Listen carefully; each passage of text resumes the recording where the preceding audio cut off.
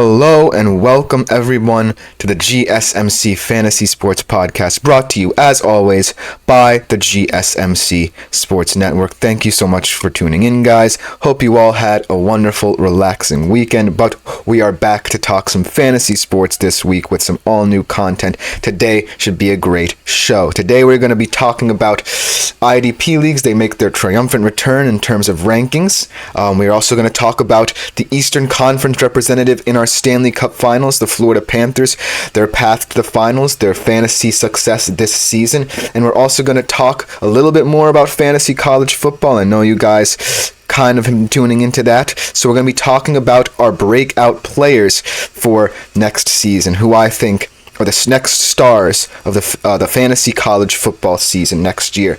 But before we get into all that, I do ask that you always like, follow, and subscribe to the show. We do get a lot of tips, donations, comments, concerns, questions.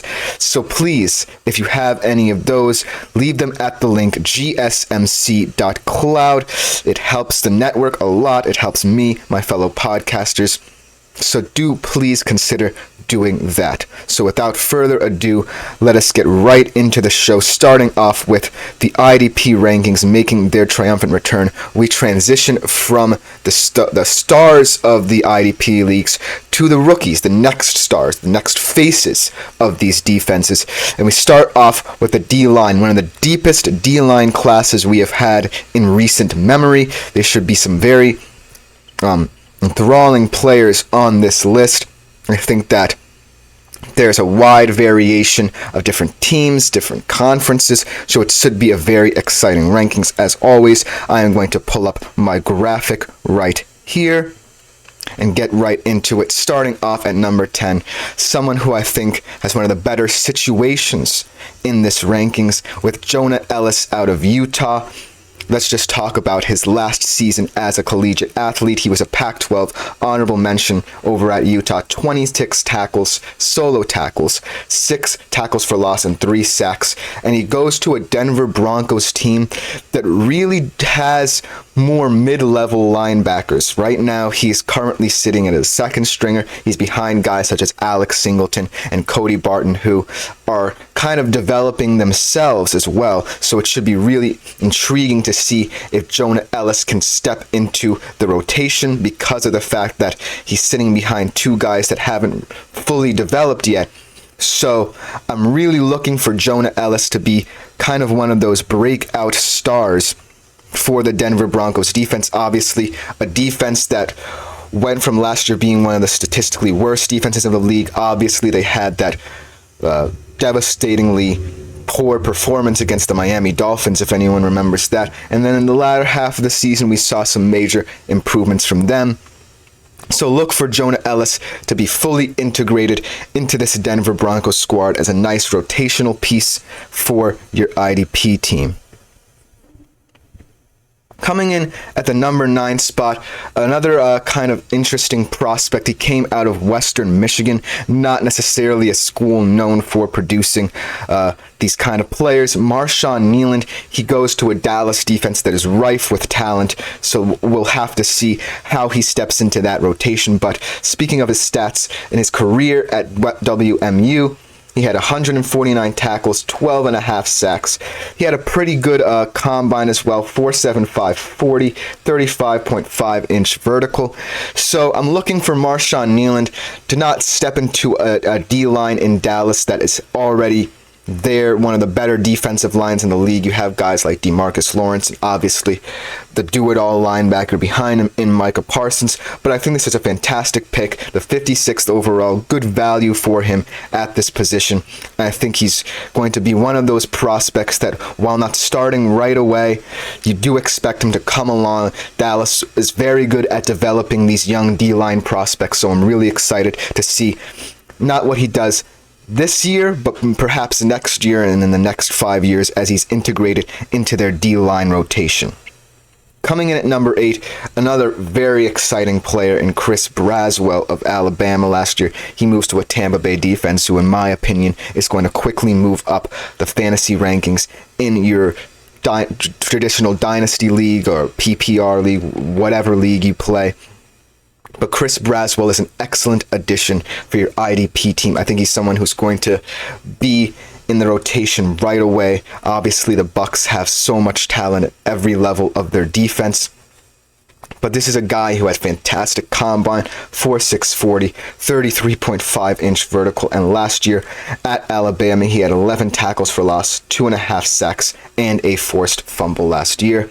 So look for Chris Braswell to move into a Bucks defense that is more known for the back end and their defensive front, but is going to grow and develop drastically. They lose Shaquille Barrett, so they need new faces to step up. I think you have guys like Yaya Diaby and Joe Tryon Shoyinka who are going to become the next faces, but in about 3 or so years, give Chris Braswell time to learn from these younger talents and grow as well. So I'm really intrigued to see how Chris Braswell develops in a defense that will be developing along with him. So this is a very exciting ranking for Chris.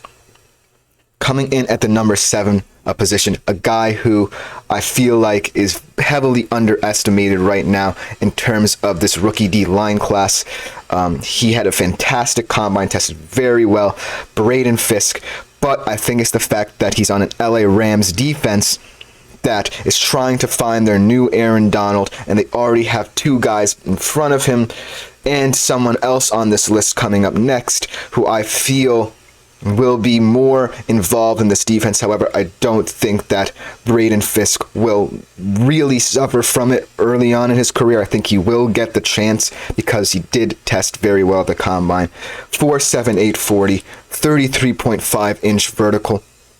So you can see the talent, the traits are there. I think he had a fantastic year at Florida State last year, partnered with the guy coming up in these rankings and who will be one of his running mates in this young LA Rams defensive front. But ultimately, right now, Kobe Turner and Byron Young, they already have that 1 year in the league where they stepped into a defense that is looking to evolve post Aaron Donald. So we'll have to see if Braden Fisk is part of those plans. Right now, I do see him as kind of more a second string type of player right now. But ultimately, I'm really excited to see how him and his new teammate who is joining him from Florida State and is later in this rankings. I just gave you a very big hint as to who that is. But overall, this LA defense, look out for them and look out for Braden Fisk's name to come up a lot in the very near future. Coming up at the number 6 level, we have a very exciting young player out of Penn State, the 21st overall pick in the draft, going to the Miami Dolphins, who also added a lot of depth up front and is returning some injured depth to that position group. The Chop Robinson man. 4.4 840 in the combine, 34.5-inch vertical. Last year, his last collegiate year at Penn State University, he had 26 tackles, 5.5 sacks. So you can see the fact that this is a very nice developmental, high ceiling kind of athlete that Miami gets, but he will have a lot of competition in this Miami D front. You have a guy coming in Shaq Barrett who has already proved he can produce in Tampa. You are bringing back Bradley Chubb and Jalen Phillips from injuries, and you have a guy in Jalen Ramsey in your back end who is a star in this league. So Chop Robinson will be looking to try to find his way in this Miami defense. I don't think he will be integrated immediately like some of these players, but look for him to be a nice player maybe a couple years down the road, and this is a very decent ranking for him at the moment. So yes, coming in at number 5 overall, another Robinson out of Missouri, going to an Arizona team where I definitely think he will play because they are not as deep as some of the other teams on this list defensively. Darius Robinson at the combine, he had a very good combine, number 27 overall pick. 4.4 540, 35-inch vert last year at Mizzou, 35 tackles, 3.5 sacks. So you can see Darius Robinson. I think this is a very astute pick from a Cardinals defense that is trying to add more depth. They are one of the worst teams in the league and it is seen in their defense. They have some players who they're trying to build around, but not necessarily in the D-line. They have guys like Budda Baker and Sean Murphy-Bunting, but obviously those are two D-backs. They need depth up front, and Darius Robinson is sure to add that. He's currently probably their best D-lineman right now. They have some kind of mid-level pieces that they're trying to piece together to try and salvage a defense they're trying to create. But overall, Darius Robinson immediately becomes one of the better Arizona Cardinals defensive players. And I think that he will be a very wise pick if you're looking for a steal in an IDP league. Coming in at number 4, one of my favorite defensive players in the class, mainly because he's one of the only D tackles on this list, and mainly because he will really rejuvenate my favorite team's defense right behind me. Go Hawks. Byron Murphy II over there at Texas, another one of my favorite teams. Interestingly enough, the second defensive player picked in this draft, he is a fantastic player. Obviously, the stats do not reflect it because of the fact he is in the interior, but his measurables at the combine are pretty extraordinary for a guy of his size and his abilities. 4'8", 40, 33-inch vertical, not too shabby for him. Last year, with his partnership with Devondre Sweat, he was the Big 12 D lineman of the year there. I really am intrigued to see how Mike McDonald uses him. Obviously, Seattle is known for picking these high-end defensive players in the draft, but never have they drafted someone as high as Byron Murphy. So I'm really intrigued to see how the first defensive pick post-Carroll will develop with a defensive-minded coach who really wants to add him to this kind of new base defense for Seattle. At the 16th position in the draft, I think he's a really high-value pick. He's not necessarily going to get you that sack production, but look for him to get some TFLs in the run game because he is immense in that department. I think he could prove to be another steal like Darius Robinson before him for a Seattle defense that obviously wants to get better, but is still in that phase where they really have to find out what they have in Mike McDonald. Coming at the number 3 position, the player picked before Byron Murphy. At number 15, the first defensive player off the board, in Laiatu Latu.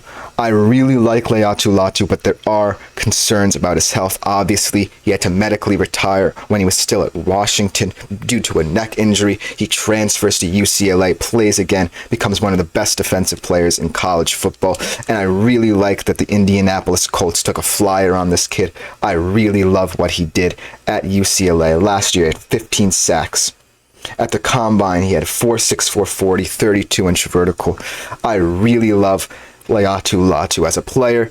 If he's healthy, I think that he will step right into an Indianapolis Colts defense that is eager to get better. They have some players we've talked about on the show in the linebacking core, and Zaire Franklin, EJ Speed becoming new faces. And he's going to learn from guys like DeForest Buckner up front. So I'm really excited and enthralled to see how Laiatu Latu, a player who, when healthy, really has that high-end production coming through with the Indianapolis Colts. I really think this was a huge pick for the Colts and could be a huge pick for you guys in an IDP league.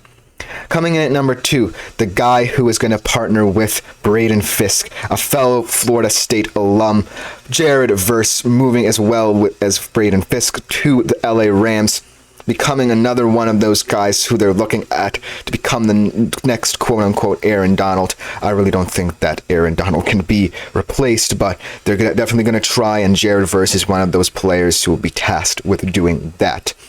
At Florida State last year, he had 18 solo tackles, 17 TFLs, and 9 sacks in his senior year. 4'5", 40, 35-inch vert at the combine. One of the freak athletes in that Florida State D front last year. Incredible player. 19th overall to LA.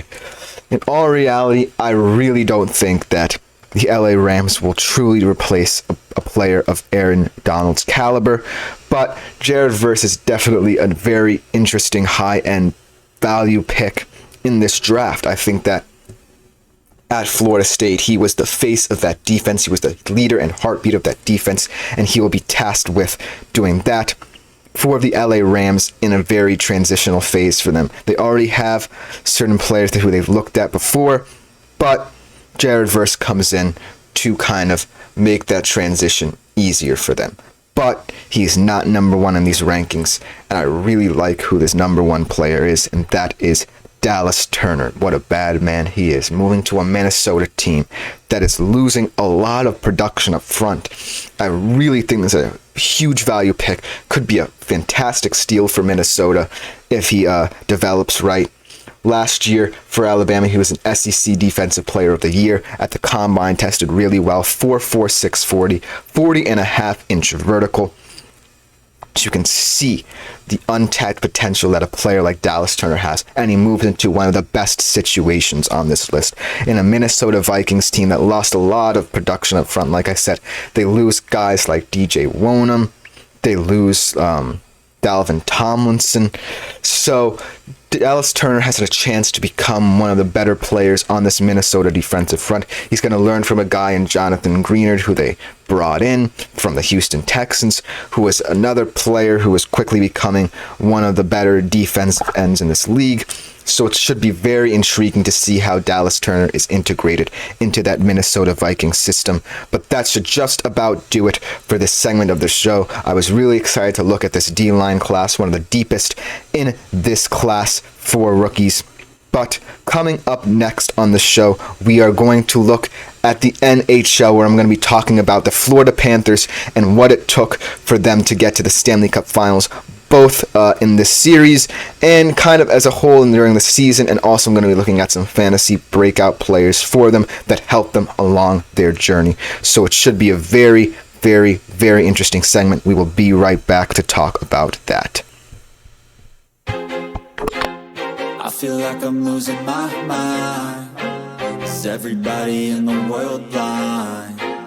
Please, Lord, give me a sign, a sign. I feel like I'm losing my mind. Is everybody in the world blind?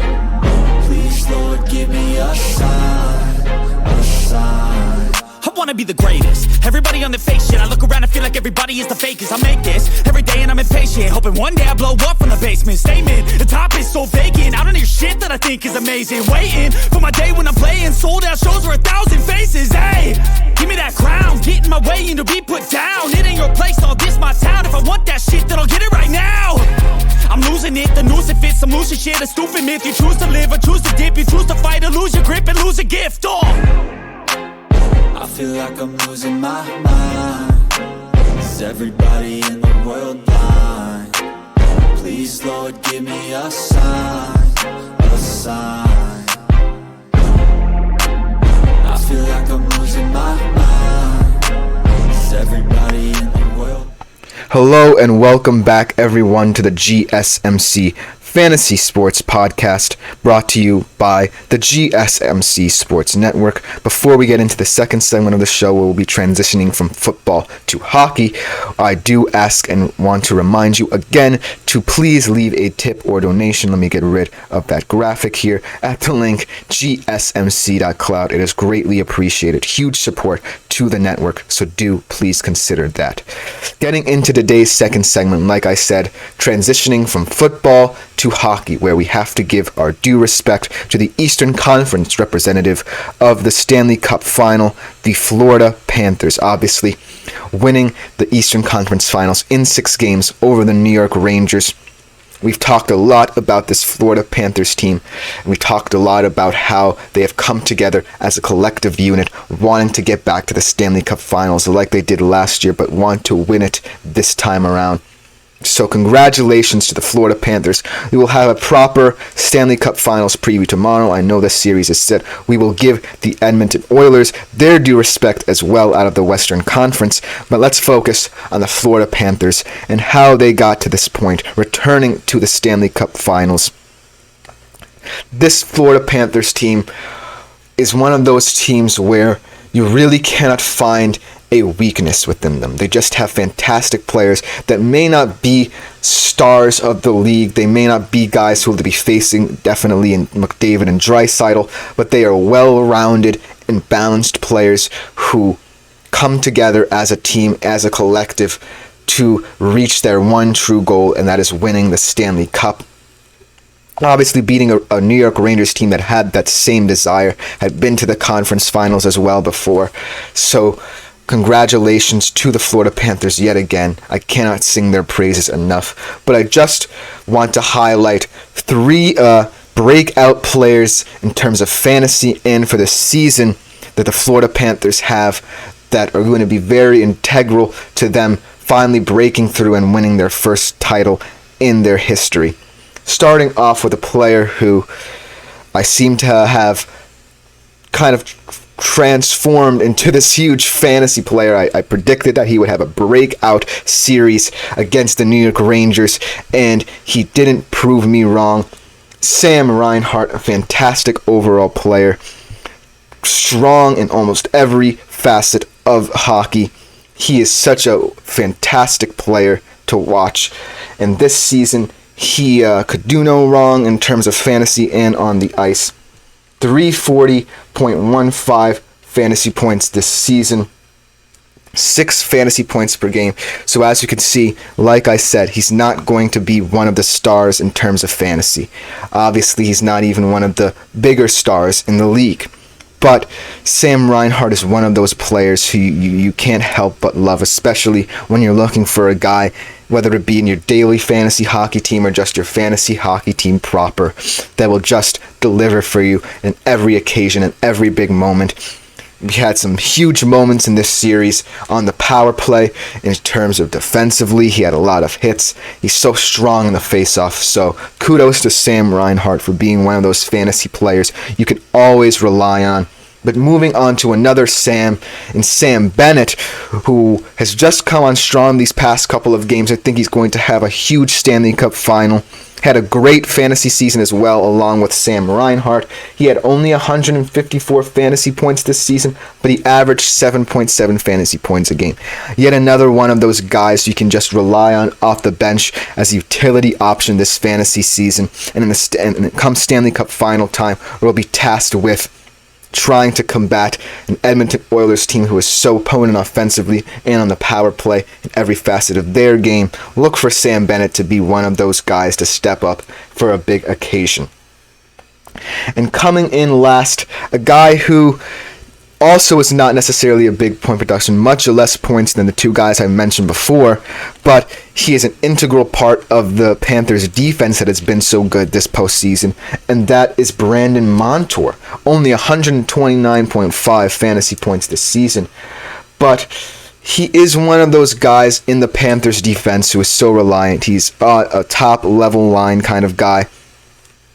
So look for him to be the focal point of the Panthers' defensive mindset in the series against the Edmonton Oilers. But I just want to talk about the Florida Panthers as a whole. This is a team that obviously has had so much heartbreak throughout the years of their franchise. Never, ever won a Stanley Cup final.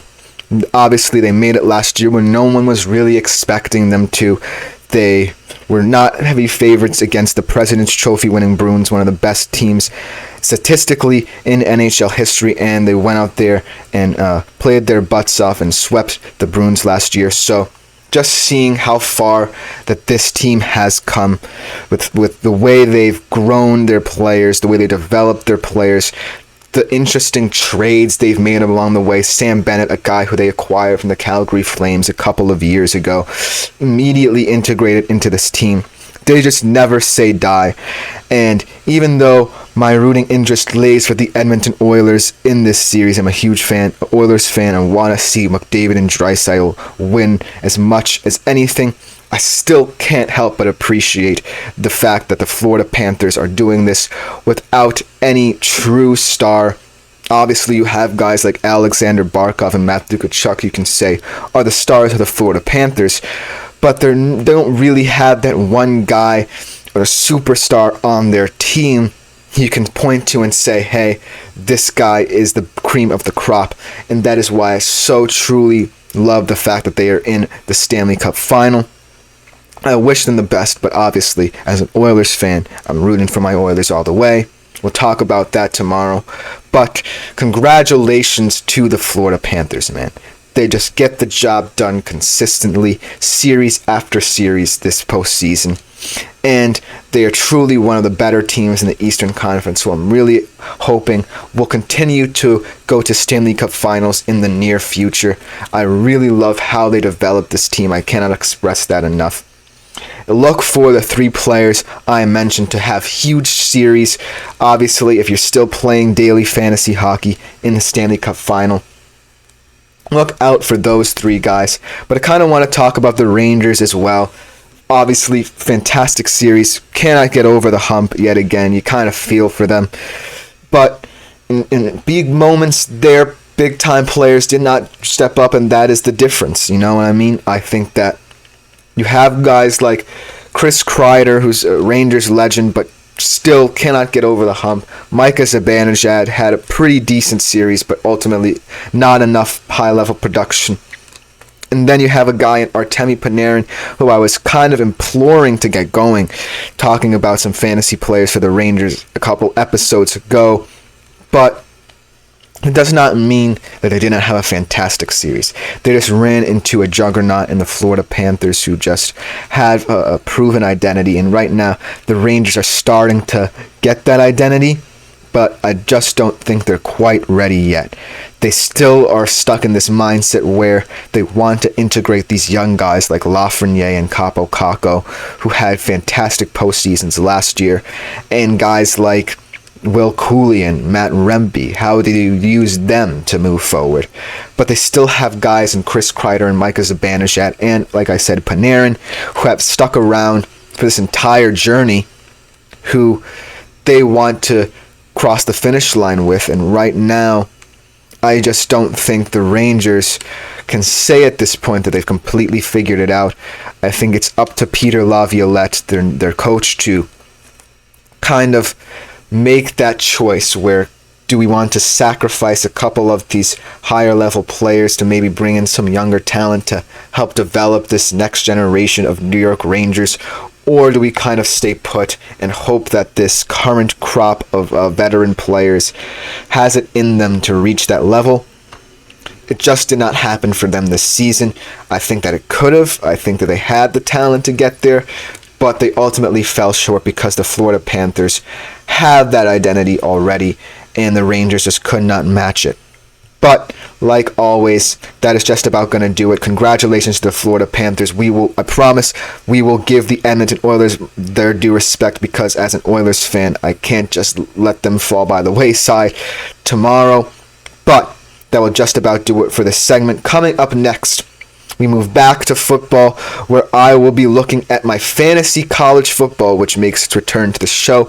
Breakout players who I think will be the next faces of fantasy college football leagues. Should be a great segment. We will be right back to talk about that. Looking for your daily fix of sports talk without having to pay for it? GSMC Sports Network is available on YouTube. Just search GSMC Sports Network. Get your fix of daily sports talk shows on YouTube, absolutely free. NFL, college football, NBA, MLB, MMA, UFC, fantasy football, and so much more. GSMC Sports Network has shows running all day long, with new sports shows starting every 2 hours. Just like on your favorite cable sports channel, except GSMC Sports Network is absolutely free. Just search GSMC Sports Network on YouTube. Hello and welcome back, everyone, to the GSMC Fantasy Sports Podcast. I hope you enjoyed that last segment. I enjoyed it, but moving back into the football realm, specifically fantasy college football, I know you guys have been liking those segments, so I said, why not bring it back to the show? But this time we are not necessarily talking about rankings in that perspective. We are talking about breakout players, guys who I really think are going to be the next big thing on the fantasy college football stage and in college football as well. I have 5 players who I really like for this upcoming season who could be huge steals for you in your fantasy college football leagues. So that without further ado, let's get right into it. I'm really happy about this segment.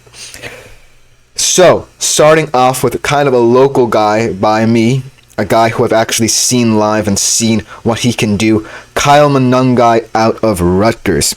like I said before, I had the opportunity to see Kyle Monangai live and in person when his Don Bosco Ironmen faced my St. Peter's Prep Marauders in the state final in my senior year of high school.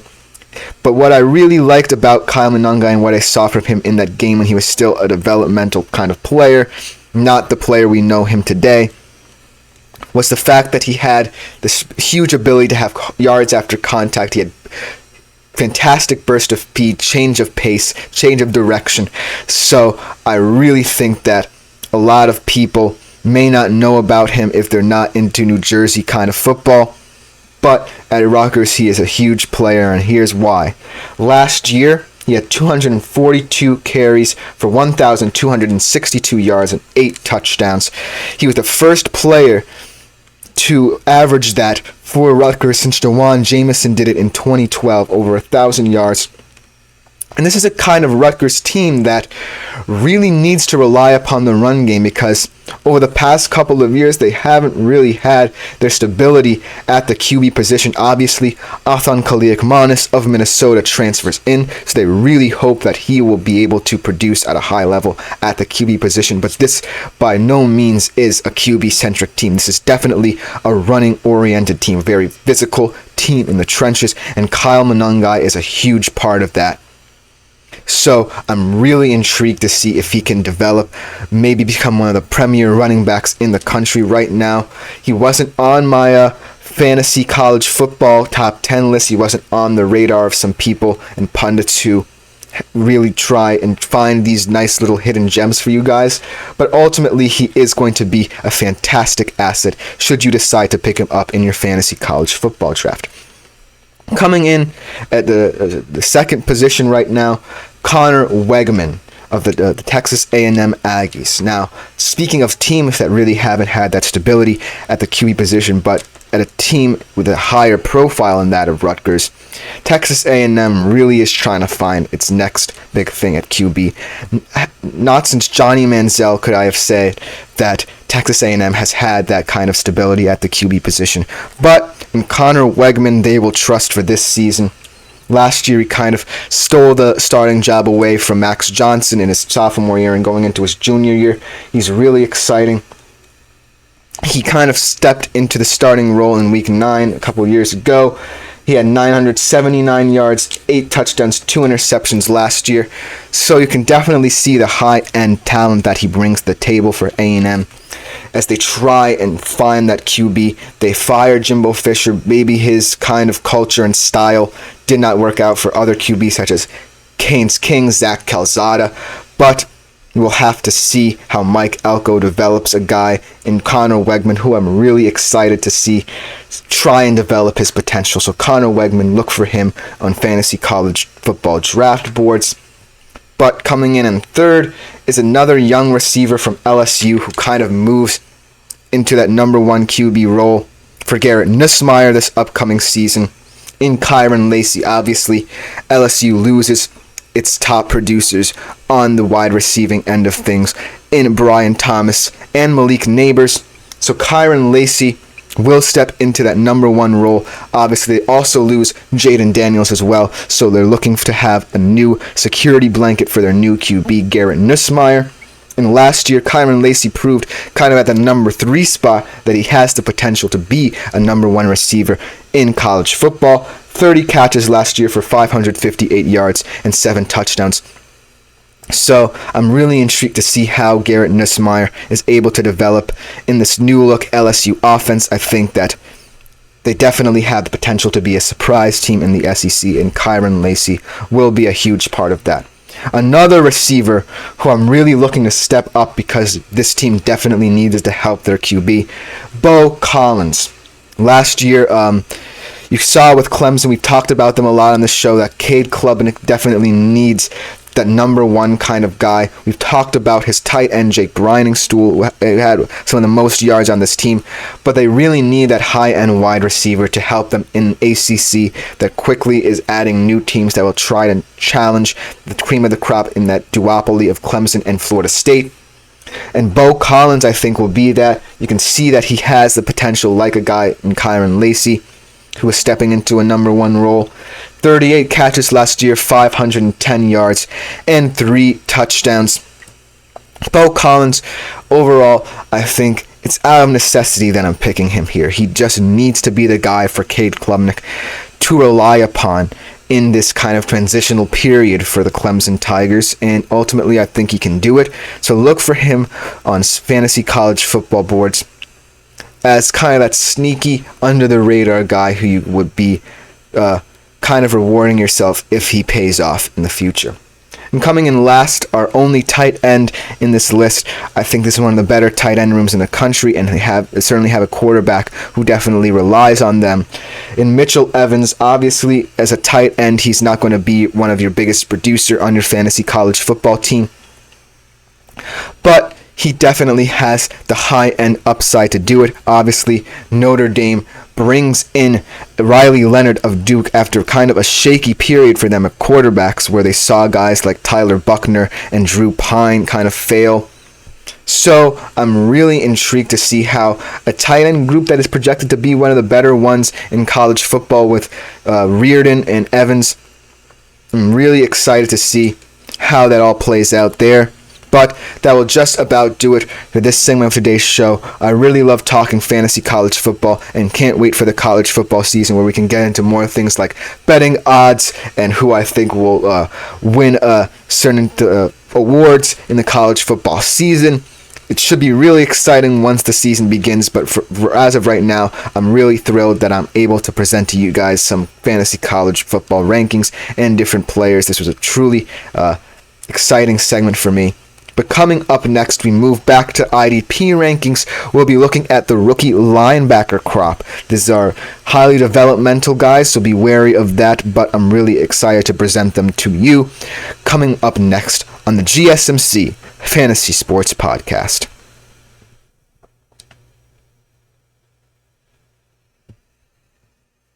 For the best and latest podcasts available anywhere, go to the podcast app on your cell phone and type in GSMC to access free content-rich podcasts on health and wellness, book reviews, sports, entertainment, relationships, social media, movies, technology, finance, and even weird news. Subscribe and download the GSMC Podcast Network's family of shows, available everywhere podcasts. Hello and welcome back, everyone, to the GSMC Fantasy Sports Podcast. And for our second to last segment of today's show, we transition back to IDP ranking, specifically the rookie linebacker class. Now, this is a position group in this class of rookies that I think is one of the weaker ones. Some of these guys on this list you might not necessarily want to pick up. These are very developmental, raw prospects, but I'm really intrigued to see how they all play out. I think most of them are in very good positions to maybe become starters in their respective teams, but overall, I do want you guys to be aware that these are mainly developmental guys who I don't think will get nice rotational time in the NFL this season, but in the very near future, they could be the next faces of the league. So coming in at the number 10 spot, we have a guy who kind of stays in his home state, a player from Temple, Jordan McGee of the Washington Commanders, their 5th round pick.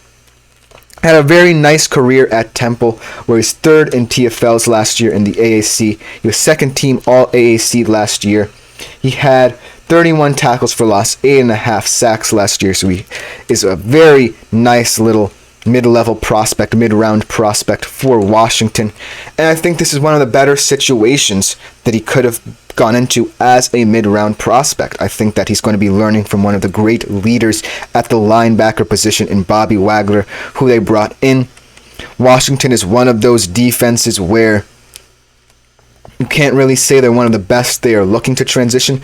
Not only do they have Bobby Wagner, but they have another young guy in Jamin Davis, who is becoming one of the better on-ball linebackers in the league. So Jordan McGee, I think, is a very nice little mid-round prospect for Washington. As for IDP, I think that you should be wary about picking a guy who might not start right away, but he is in a very good situation, like I said. Coming in at the number 9 position, we have a guy in Tyron Hopper with the Green Bay Packers who I really think people should be looking out for, mainly due to the fact they have a guy at the linebacker position who they might not be a huge fan of. But Tyron Hopper, who was their 91st overall pick, I think that he is going to be one of those guys who has definitely the potential to start right away due to the thinness of the linebacker core in Green Bay. He had a 4.68 40, 36-inch vertical. So I really think that he has the high-end traits needed to take over the Packers kind of linebacker position. He's going to be learning under a guy in Quay Walker who kind of has had his ups and downs in his NFL career. Obviously, he had a couple of behavioral issues. But Tyron Hopper is going to be one of those guys who I'm really excited to see develop and grow in this league, in this Packers defense that's also one of the more underrated ones in the league. So look for him to potentially, in a couple years' time, be a nice little pick in your IDP league. Coming in at number 8, a player who I'm really excited about for Seattle as one of their mid-round prospects under the new regime in Mike Macdonald and John Schneider. Tyrese Knight out of UTEP, their 4th round pick.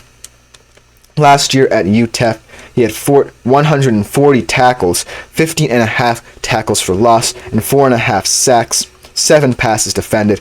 So, as we've seen with Seattle in the past, they really have had that ability to draft these mid-round defensive prospects and develop them. And I think that in the new Mike Macdonald era, they really want one of those kind of guys, because right now the question marks in that Seattle defense are definitely at the linebacker position. Obviously, they lose Bobby Wagner, a guy who they were kind of hoping would transition this younger version of a quote-unquote Legion of Boom for them. And now their top choice linebackers are Jerome Baker and Tyrell Dodson, who are above average at best. So look for Tyrese Knight to potentially get a lot of playing time this season, but further down the line, I think he's going to become one of the faces of the Mike Macdonald new look defense. Coming in at number 7, Jeremiah Trotter Jr. He goes to a Philadelphia Eagles team rather, who I really think are looking for some more developmental pieces to kind of sit behind the core they're building. Last year at Clemson, where he's one of the better defensive players in college football, he had 13.5 tackles for loss, 6.5 sacks, 2 interceptions. So you can see that Jeremiah Trotter is one of those mid-round prospects who Dallas were happy to take a flyer on. Obviously, he's learning behind Micah Parsons, so should something happen to Micah Parsons and they need kind of an emergency type of guy, Jeremiah Trotter Jr. fits that profile. No, I'm thinking about Dallas defense. I'm sorry, guys. Kind of got mixed up there. They're still in the NFC East. But Jeremiah Trotter is one of those guys in this Philly defense who wants to build their core, rather, around their guys who they already have. And Jeremiah Trotter will just fit into that rotation as they go along. Coming in number 6, this is the Dallas guy, Marist Liufau out of Notre Dame, who is a guy, obviously, who was learning behind Micah Parsons, not Jeremiah Trotter Jr. Sorry about my mistake. He had 44 tackles last year at Notre Dame, 4.64 in the combine in the 40, 30-inch vertical. So, Dallas, this is one of the players, like I was saying about Jeremiah Trotter Jr. when I confused teams, that Dallas is happy to take a flyer on. They obviously are all set at the linebacker position. But Marist Liufau is definitely one of those developmental guys who could, because he's learning under such a high-profile player, be one of those guys who learns quickly and gets some nice little playing time. Coming in at the number 5 position out of UNC, going to a Tennessee Titans defense who really is looking to build upon what they have there, Cedric Gray. At UNC last season, he had 121 solo tackles, 5 sacks, 2 forced fumbles, and 1 INT. He had a nice little combine performance at 4.64 in the 40 and a 35.5-inch vertical. So Cedric Gray moves into a defense where they're kind of a mid-tier defense. They have their guys. They have guys like Aziz Al-Shaair, Harold Landry III. And they're looking to build on their little core that they're trying to create over there in Tennessee. And Cedric Gray could be one of those players who see some time. There are guys in front of him who obviously are looking to be the new faces of this Tennessee Titans defense that lost a lot of production. But look for Cedric Gray maybe in about 3 to 5 years to be a guy who I would rank kind of in the top 50 linebackers for Tennessee, a team that definitely is looking to improve on the defensive front. But coming in at number 4 is a guy out of Kentucky in Trevin Wallace, who definitely is going to have a lot of playing time in a Carolina defense that right now is just trying to stay afloat. They obviously signed guys like DJ Wonham and Jadeveon Clowney in hopes of bolstering that defensive front, but in a Carolina Panthers team who still projects to be the worst team in the NFL, they really need new juice and depth along their defensive front seven, and Trevin Wallace could provide that. I think out of Kentucky, he had a nice little combine, 4.51 40, 37.5-inch vertical. Last year at Kentucky, he had 54 tackles, 2.5 sacks, and 1 interception. So look for him to be one of those players who gets the most playing time out of this group because of the fact that he's on the Carolina Panthers. But getting into the top 3, these are truly guys who I think will be starters right away, if not very high-level players in their rookie seasons. They weren't picked very high in the draft, but these are guys who I truly expect to be the faces of their teams come 5 years or so. Starting off with truly fantastic pick for this the Pittsburgh Steelers, a steal in their draft class, Peyton Wilson out of NC State, a 4.4 340 in the combine, 34.5-inch vertical. Last year at NC State, 80 tackles, 5.5 sacks. Truly incredible player and prospect who I'm glad that the Pittsburgh Steelers got. Obviously, he's not the fastest, he's not the strongest linebacker, but Peyton Wilson is one of those guys who was willing to develop. He had a truly remarkable career at NC State, and in a Pittsburgh Steelers defense that is looking to become one of the better defenses in their storied history, look for Peyton Wilson.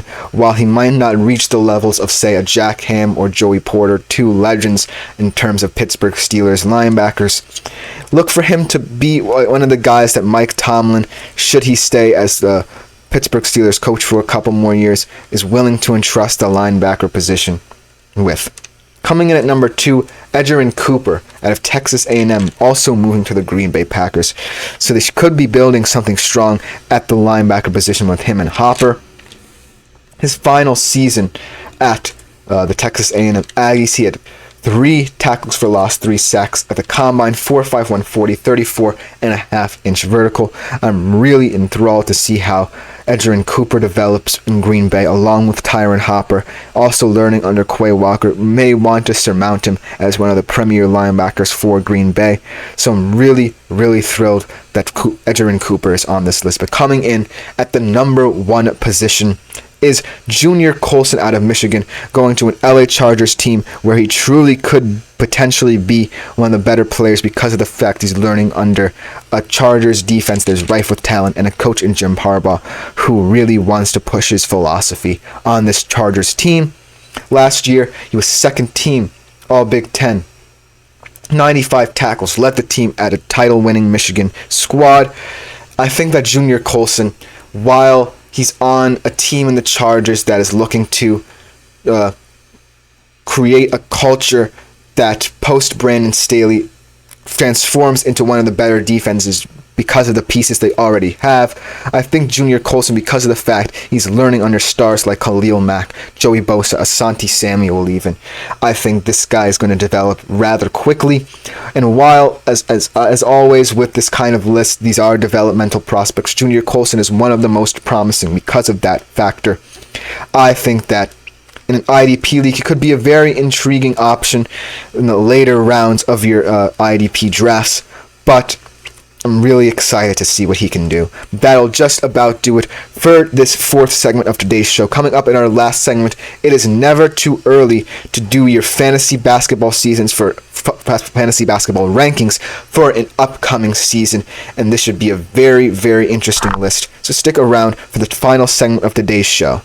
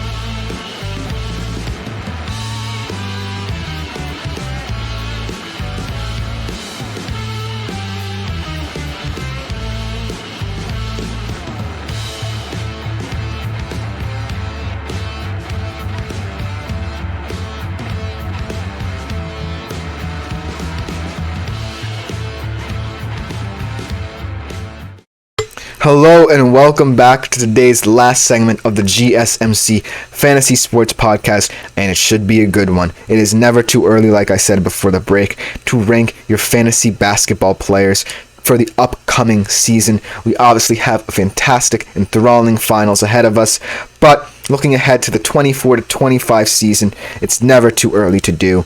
And I'm really excited to present this list to you guys. So without further ado, let's jump right into it. Coming in at number 10 is one of those players who I still think is really underestimated in today's league for his talents both offensively and defensively. One of the more well-rounded big men in this league, in Domantas Sabonis. And I'm really not shocked to see him on this list. Some of you might be, but Domantas Sabonis has been one of the premier big men in this league for quite some time, kind of like a baby Jokic in my opinion, because of the fact he's so efficient in every area. One of the top assist leaders for big men in this league. Looking at his stats from last season, 19.4 points per game, 13.7 rebounds per game. And if you're looking for someone who averages a ton of minutes, he is perfect for that for you. 35 minutes and 42 seconds average time on the floor. But for a Sacramento Kings team that is looking to be one of the better offensive teams in the league, we saw it 2 years ago. Obviously, this year kind of regressed to the mean, but Domantas Sabonis is one of the stars of the league. He deserves to be on this list, no matter what people might think. And I'm really excited to see him develop with this young Sacramento Kings team that's looking to be one of the better teams in the Western Conference. I think he could be a fantastic fantasy player for you next year. Coming in at number 9, we have a player that a lot of people are familiar with, and when healthy, also is one of the best centers in the league, Anthony Davis. An incredible season last year for him. 41 points average, 20 rebounds, 5 assists, and 4 blocks in 41 minutes. AD, I think, is one of those fantasy players who a lot of people are kind of like skeptical of due to the fact that he's never truly had a fully healthy season in the league for the Lakers. But the Lakers as a team are one of those teams that are looking to transition. They still haven't found a new head coach. There are a lot of question marks around them. But should they choose a coach that wants to develop a guy like Anthony Davis, then they will be enthralled to have him. He is a huge piece for them. And when he's healthy, this was obviously one of his better seasons because of the fact that he remained healthy for a long while. Look for him to be one of those guys who you're thinking, should I draft? And I think that ultimately you should, and you won't regret it should he remain healthy because of the fact that the Lakers are a team in transition, and he will be expected to be the face of that team. Coming in at number 8, a breakout fantasy player this year, and a player who is going to be one of the better players in the league for years to come because of his efficiency and production. Tyrese Halliburton for the Indiana Pacers, such a well-rounded player. If you're looking for a player who plays at a premium position, is efficient, gets all his stats in all the right places, Tyrese Halliburton is your guy. 20 points last year, 11 assists, a steal. He is such an incredibly well-rounded player for someone so young, and for an Indiana Pacers team that's up and coming, look for him to be a huge point getter. Obviously, in the playoffs this year, you kind of saw him kind of get a little tired and labored. Can't always produce for the Indiana Pacers because of the fact that they really trust him as their star. But overall, he is one of those guys who is going to be a very efficient player. The Indiana Pacers offense often runs through him, so he's going to see a lot of production. So that is why I think this is a well-deserved ranking for Tyrese Halliburton. Coming in at number 7, one of the most scrutinized, criticized fantasy basketball players and basketball players in real time, in Jason Tatum. I think that Jason Tatum is proving a lot of critics and pundits wrong, both in real life and in fantasy. This has been one of his better fantasy seasons in the postseason as well, but also in the regular season. He's good for 26.9 points this year, 8.1 rebounds, 4.9 assists, and he still plays a high number of minutes. But when it comes down to the details, man, you can't rule out Jason Tatum ever in this league. He is a star of this league. He plays for a Boston Celtics team that is so well-rounded. He's so unselfish as a player. Some people think that hurts him a little because of the fact they want him to be the guy, to be the face of the Celtics, but in fact, it actually really helps him fantasy-wise, the fact that he has this team that he relies upon so much to carry him over the line. Look for him to be one of the better fantasy players next year due to the fact that he is one of those guys who wants to be more efficient than be a star. And so, Jason Tatum being on this list does not surprise me in the slightest. Coming in at number 6, Giannis Antetokounmpo, probably one of the better fantasy players over the past 5 years. He kind of is one of those guys who, has been up and down a little bit, had his injuries, but overall he still is one of the best players in the league. 30.4 points this year, 11.5 rebounds, 6.5 assists, 1.1 blocks. So overall, Giannis Antetokounmpo being here is no surprise. He's an efficient, productive player for the Milwaukee Bucks. They definitely want to keep him around for as long as possible. Obviously, he was up for the Supermax a couple years ago. But this is a Milwaukee Bucks team that really their championship window is closing. Maybe there's talks of Giannis moving out of Milwaukee in the future, but for now he's going to be one of their biggest stars, and due to the fact that they always are able to find nice role players for him, I don't think his production is in any jeopardy of going down. Coming in at number 5, actually the number 1 overall fantasy player for this season, we'll talk about that a little bit on the next episode, Joel Embiid, who proves that when he plays and is healthy, he is an MVP caliber star of this league. 34.7 points average this year, 1.7 blocks on the defensive end, 1.2 steals. One of the preeminent centers, dominant centers in this game, no matter how you slice it. People often complain about him. He's a dirty player. He's always complaining about fouls. But he has the stats to back it up. And I think that him being the number 1 overall fantasy player should prove to you guys that he is worth taking. And Joel Embiid is a guy that ultimately can challenge the center-driven league, and guys like Jokic and Sabonis, and a guy who's number 1 overall on this list. Hint, hint. I just think that Joel Embiid being here makes a lot of sense. So look for him to be a high pick in your upcoming fantasy basketball drafts next year. Coming in number 4, probably the best player in the world right now, and a guy who has a huge chance to be number 1 come the end of the 25 season and even this season, Luka Doncic. What more can we say about him? He is a star. 33.9 points, 9.2 assists. 9.8 rebounds. So Luka, you should never be concerned about a player like Luka in fantasy. He is a first ballot player on your team, first name on the team sheet in fantasy basketball if you get him, because he definitely will be at a premium. So Luka Doncic obviously has such great role players that he can rely upon. He's part of a duo with Kyrie Irving where he doesn't necessarily have to worry about doing everything by himself. The fact that the Dallas Mavericks are more team-centric right now should make him more scary.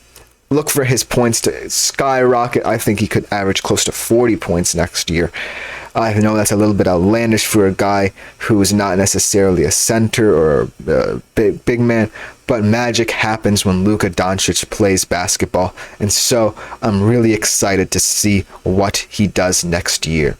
Coming in at number 3, a guy who's truly skyrocketed to be one of the premier players, point guards in this league, Shai Gilgeous-Alexander. A young up-and-coming talent for a Thunder team that surprised a lot of people as the number 1 seed in the West this year. I think he's just going to be so efficient. He has such a young core that's really, really fantastic and intriguing. So look for him to be the face of the Oklahoma City Thunder for years to come. 30.1 points last year, 5.5 rebounds as a point guard, 6.2 assists. So you can see the efficiency. You can see the levels that he's at right now, even though he's still very, very young, and this Thunder team is very young. Look for him to continue to develop. The sky's the limit for a guy like SGA, and I would entrust him as one of the number 1 point guards in fantasy next season. Coming in at number 2, this guy is no surprise for being this high. Probably one of the best players in the league. Right now, I see him at number 2 because Luka may surmount him should he get his championship next year. But for now, Nikola Jokic is a guy who can be said to be one of the best players, if not the best player in the league. Quickly becoming one of the best centers of all time. You never have to worry about Jokic. I remember a couple of years ago, perhaps my sophomore year of high school, I was in a fantasy basketball league with my friends, and I was telling them, hey guys, I really want to draft Nikola Jokic at number 1, and they were all looking at me crazy like, what are you thinking, Chris? You're wasting your number 1 pick on a player who can get a little bit later in the draft. And I'm saying, no, I truly think this guy is one of the best players in the league. He's going to be one of the best centers of all time, and I'm proving to be right. My prediction a couple years down the line looks to be a stellar one. Nikola Jokic, man, I'm just going to go over his stats, and you guys just try and draft him next year. 26.4 points per game, 12.4 rebounds, 11.4 assists at the center position. Such a pleasure to watch. Such an incredible athlete. Just always willing to adapt to the game. That's one thing I truly appreciate about a guy in Nikola Jokic. So, Nikola Jokic, man, I think he deserves to be number 2 on this list, if not number 1. Because number 1 is really kind of a surprise to me. I can see it because of the fact he's a young player, number 1 overall pick, last year, this year actually. I just think that Nikola Jokic, I'm really surprised he's snubbed. Even Luka Doncic can be a case for number 1. But at number 1, without further ado, is a player who can be number 1. He just needs to continue to grow his game and progress in his team. Victor Wembanyama. I think that right now I wouldn't put Victor Wembanyama anywhere close to the top 10. I still think that on a Spurs team where you don't have players who are very talented, I think it's too much pressure for Victor Wembanyama to be expected to be kind of a number 1 player for a fantasy basketball team. But I can see maybe in a couple years, like 5 years or so, Victor Wembanyama could be a very nice fantasy player, and we're already seeing kind of the foreshadowing of that coming in his stats. I think he has 21.4 points per game this year, 10.6 rebounds, 3.9 assists. You can see that should Victor Wembanyama get the talent around and the core around him to be even more efficient, he could very well be a player who I would have no hesitation putting in a top 10 fantasy player list. But right now it seems a little bit too high. You have guys like Jokic, Luka, Tatum behind him, Giannis even, Embiid, who I think are just better at this point. But Victor Wembanyama at number 1, in 5 years' time, I would not be surprised. But right now, I kind of am. But that should just about do it for this segment of today's show. And that concludes today's show. I love talking to you guys about all these different topics, looking at IDP coming back. You have the Panthers, what an incredible season to them. Congratulations to them. And obviously the fantasy basketball is always exciting to talk about. So thank you guys so much for watching this episode of GSMC Fantasy Sports Podcast. As always, I do ask that you like, follow, and subscribe to the show. It is a huge support to the network. So it is highly appreciated. Leave a tip or donation at the link gsmc.cloud should you wish to. But thank you guys so much for tuning in. My name is Chris Shepard. We should have another exciting episode tomorrow where we're talking a lot more about the Stanley Cup Finals, the NBA Finals. We have a lot to discuss. But thank you guys for tuning in to today's episode. I will see you guys tomorrow where we'll be back and better than ever.